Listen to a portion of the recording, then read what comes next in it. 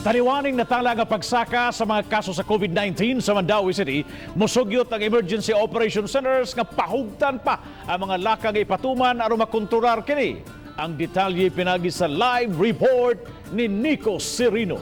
Nico.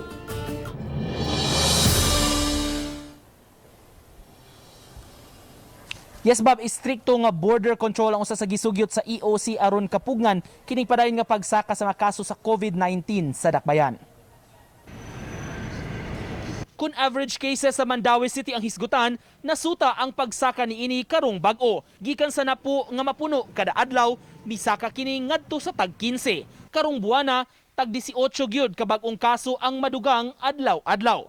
Natala nga positivity rate o gidaghanon sa mga nagpositibo sa tanan nga na-test 6.28% o labaw sa WHO threshold.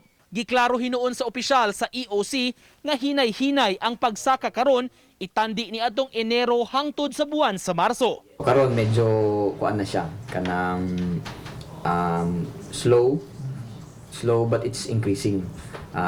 That is why kinahanglan gyud nato og kuan kanang to review our policies. Awhag di malate sa katawhan, di gyud mulugak sa mga health protocol bisan kun nabakunahan na. Tungod ni ini mo rekomendar ang EOC og striktong border control. Lakip na ang sugyot sa pag-extend sa order sa mayor nga nag-require og RT-PCR test sa mga gikan sa Bohol og Negros pasulod sa Mandaue.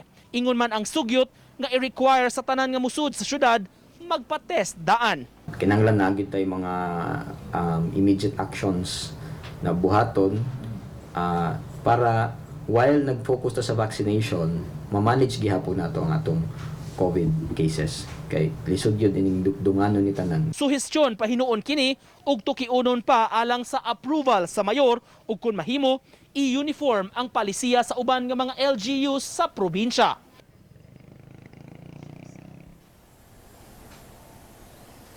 Kagahapon ba base sa datos sa DOH-7 may 23 ka mga bag-ong kumpirmadong kaso nga napuno sa Mandaue City.